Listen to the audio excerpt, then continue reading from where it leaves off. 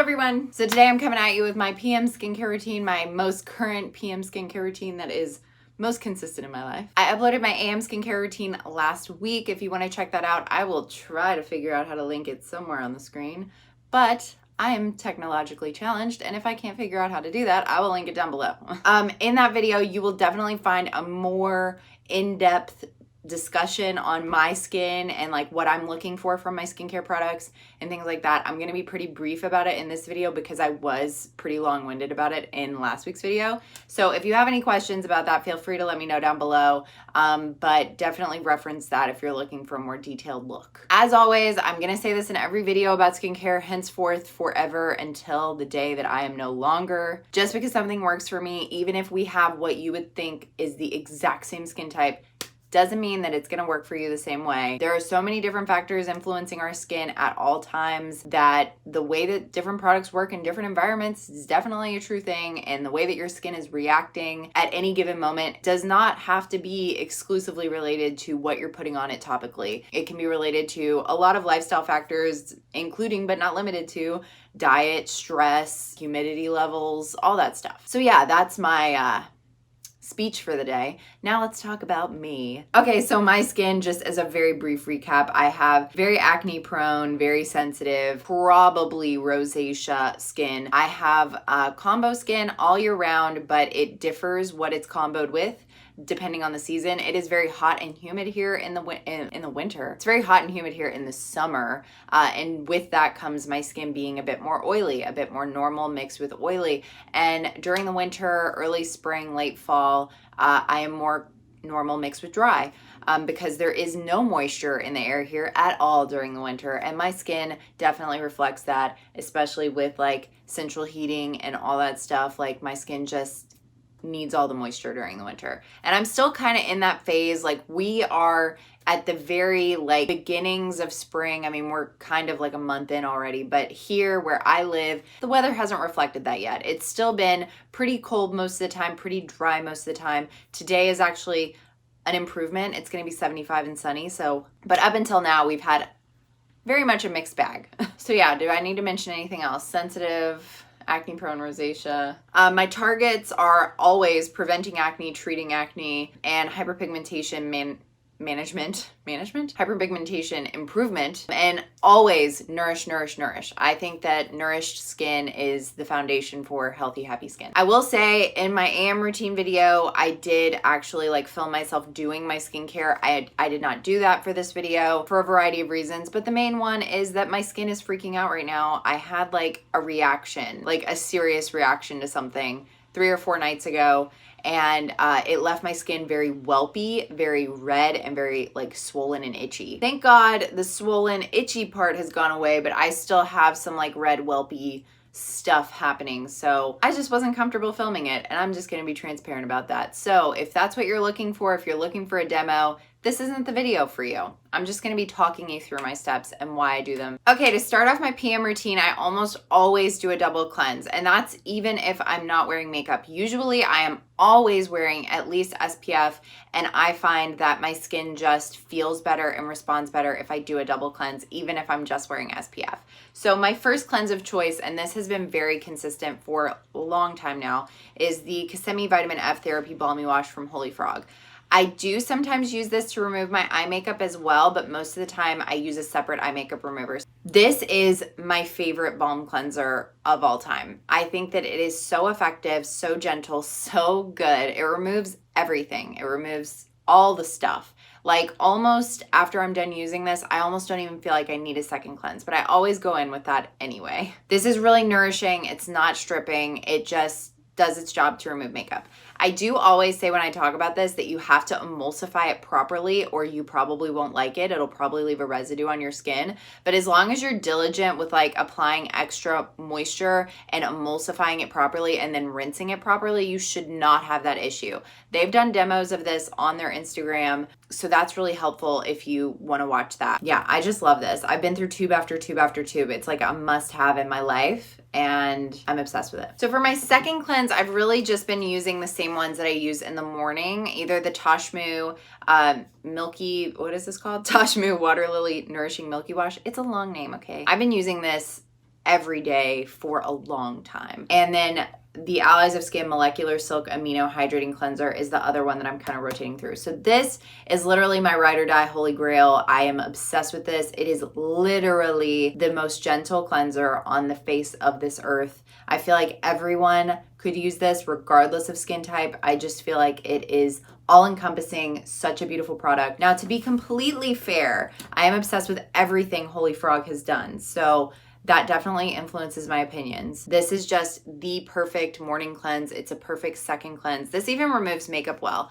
I've never used it on eye makeup, but I have used it on face makeup. It's just so gentle, so good. And then this one is just a really solid cleanser. You can use this as a first cleanse as well, but I normally opt to use it as a second cleanse. It does do well to remove makeup. Again, I don't use this on my eyes. It's just really gentle, non-stripping. It's effective without any of the harsh side effects that a lot of cleansers have. So a relevant side note, because I did not really talk about this in my AM video, but like a cleanser should never make your skin feel stripped. I'm probably gonna make a whole video about choosing a cleanser and what to look for in a cleanser because I am very passionate about the topic. It has been so difficult for me to consistently find cleansers that are like of the quality that I look for. So there are a bazillion out there that are of the quality that I'm not looking for. Just hear me out. A cleanser should never make your skin feel stripped. It should never make your skin feel squeaky clean. It should never make your skin feel like it has had every iota of moisture or oil removed from it. Like just period. Never. It should never make you feel that way. If a cleanser does make you feel that way, it either means that the cleanser is not the proper cleanser for you, or it means that your moisture barrier is incredibly compromised. So there are two options there. You kind of have to assess yourself and figure out what's going on. But I would venture to say that a lot of the time it's that the cleanser just isn't the right cleanser. There are so many cleansers out there that just strip. You do not want to do that. It is not healthy for your skin. It doesn't matter if you have the most oily, acne-prone skin in the whole world. Your body produces oils and your skin has these things inhabiting the surface of it for a reason. They're there for a reason. You don't want to strip them of everything. It's just like washing your hands too frequently is not good for like the microbiome of your hands. Same goes for your face. Same for your hair. It's just you're not meant to be stripping everything from your skin at all times. You got to look for a medium balance. Like you want something that removes excess. You want something that removes things that you don't want on your skin, but you want it to leave the good stuff. You want it to leave at least most of the good stuff, right? So when you finish cleansing, your skin should feel normal. It should not feel super tight. It shouldn't feel stripped, but it also shouldn't feel oily. It should just feel normal. It should feel like a perfect silky canvas, right? Like that is what the aim is with a good cleanser, is for your skin to just feel normal and balanced. Okay, I'm off my soapbox. Let's move on. Move into the treatment phase of my nighttime skincare routine, which is incredibly boring, and you're probably gonna be like, wow, that's boring. But I am more of a simple person in terms of skincare routines, which is funny because I have a ton of skincare, but I'm more of a minimalist. I really don't like layering tons and tons and tons of products. And part of the reason why my treatment little phase in my nighttime routine is so minimal is because what I use is like the big mama of all things that you could use. And I, of course, am talking about tretinoin. So the key ingredient in my Curology is tretinoin. Tretinoin is like the gold standard of pretty much everything in terms of topical treatments. It's great for fine lines, acne, wrinkles, firmness, texture. It treats everything. It is an all-in-one, and that is why I choose to not layer anything else with it. Every now and then, because I do not use this every day, just so you know, I use it every second or every third day. There have been points in the past where I've worked up to using it every day, but I just find that if anything goes out of whack and I'm using this every day, my skin is so quick to get flaky and irritated. So I just keep it on a schedule that is consistent and that I know. But every now and then, if I'm not using this, I will use an AHA serum or a BHA or an oxalic acid. I try to, space things out. And I do want to mention that not all Curology formulas are the same. Everyone's is different, or at least slightly different as far as I am aware. Just because I have tretinoin in mine does not mean that you would have tretinoin in yours. You have to look at your label and see what's actually in your formula. What else do I want to say about this? So in terms of like tretinoin and just retinoids in general, they are notoriously irritating. So you do want to be careful with what you combine with them. I know I've already said this, but I just want to like fully emphasize it because retinoids are a very hot item and they're, you know, they are for a good reason. They are pretty much the most effective topical treatment we have for a wide variety of issues. Not everyone uses them. Some people are very scared of them, and I don't blame you. It's because they are notoriously irritating, especially when they're not used properly. So if you're starting off with a retinoid, whether it's an over-the-counter one or a prescription one, you should always, always, always take it slow and always add in a ton of nourishing things along with that retinoid, just because in the beginning you're probably going to experience some dryness, some flaking, things like that, and you want to counter that as much as you can with hydrating and nourishing ingredients, right? I love tretinoin. I feel like it has been a huge player in management of my acne, as well as management of all other kinds of things. I feel like it's just been a game changer for me. Okay, so next we move on to treatments for eyes and for neck. I do not use my tretinoin around my eyes. I don't know if you're, you know, technically able to do that. I just choose not to. I have sensitive eyes, so I opt for an over-the-counter retinoid for around my eye area. And the one that I've been using the most often lately is the Spa Technologies Marine Retinol Eye Repair. I just use this every other night pretty much. It's very gentle. It's very like hydrating, surprisingly, this one is. I've used others in the past that are not hydrating at all. I really like this. I've been using it for several months now, I guess, and it's still going strong. I use this on my neck. It's the Paula's Choice 0.3% retinol, 2% bakuchiol treatment with peptides and vitamin C. I use tretinoin on my face, so I don't feel the need to use over-the-counter retinoids on my face in addition to that. It's a personal preference. I know people that rotate them and, you know, use tret one night, use retinol the other night, and, you know, if that works for you, that works for you. I just, like I've said before, I don't see the need to stack skincare. This is what I've been using on my neck most recently. I really like this. I have, you know, the beginnings of tech neck, as they call it, and I'm sure a lot of millennials are experiencing that because we look down at our phones and our computers all the time. So I'm basically just using this as a way to kind of treat that and then prevent it from getting worse. I find this to be extremely gentle. This would probably be a great starter retinoid for your face. It's a pretty low percent in retinol, and bakuchiol, it's an entirely different thing. It's supposed to be like a retinoid alternative, but starting lower in a percentage of a retinoid is just better if you're a beginner. So anyway, I've experienced no flaking, no dryness, no irritation, no nothing. And I use this every other or every night. It just depends. I really like this. It's been probably my favorite one on my neck so far. I've used several. I love Paula's Choice for like pretty much everything, and retinoids are no exception. Next, I moisturize, and what I use kind of depends on what I need that night. So I always use a heavier moisturizer at night. The vegan milk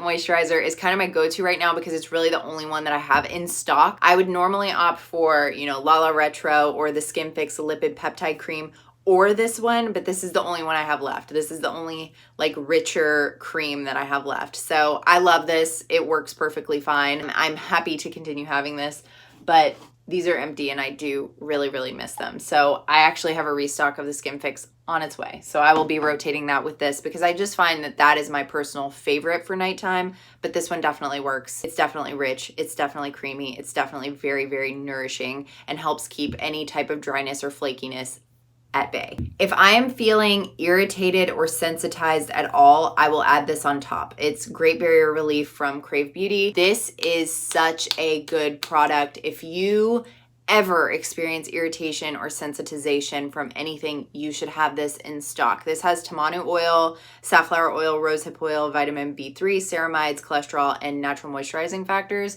And it is just the most reparative, the most nourishing thing on planet Earth. This is such a good product. It is so good. If you have any type of skin, like if you ever experience any type of irritation, or if you just want to maintain the health of your moisture barrier, this is like a must try. I love Crave so much. I love them. And this is probably my favorite product by them. These are my moisturizer combo. You can use this by itself. I can use this as a moisturizer. I just prefer to use something heavier at night. So if I am going to use this, I usually combo it with something else. And lastly, I do eye cream. I'm so sad because this is almost empty. This is my favorite eye cream ever. and that's big words, but I don't use it in the mornings because I'm literally so close to being out, and this is expensive. I don't know if I'm gonna repurchase it. I really want to, but it is expensive. So this is the Quench Eye from Beauty Bio. This is like an eye balm, and I've been like savoring this forever. I've made this last forever. It is a treat. And now I've just gotten to the point where I'm like, I'm gonna use it every night because I love it. We're isolating, we're social distancing. I need this extra love around my eyes. So this is just the most luxurious thing ever. It's so buttery, so silky, so hydrating, so reparative. It is the best eye cream I've ever used. Yeah, this is a really great eye cream. It's just beautiful. I love it. And then very last, my lashes. So I use Grande Lash. I've made a video about it. I've made a video about my results from it. I love Grande Lash, and I use it in conjunction with the Cell MD Brow and Lash Boosting Serum. These are my like holy grail eyelash combo. I don't know if this is counted as skincare, but I put it on my skin, so I'm counting it. Usually I apply this first, and then I let it completely dry, and then I apply my Grande Lash, but sometimes I'll do it in reverse. I just make sure to let whichever one goes first dry completely before I apply the next one. If you want to know more about Grande Lash, I will link my video about it down below. I was very in depth on like basically everything that could happen to your lashes and your face while you're using this. So I will link that down below, but basically I love it. That's the bottom line. I've been using it for 4 months now, and I am like very proud of my lashes. So, okay, that's it. That's my PM routine, my most consistent PM routine. Like I said, there are a couple steps that I throw in here and there, but this is what I use on a most consistent basis. Thank you so much for watching. I hope you enjoyed this, and I will talk to you all in my next video. Bye.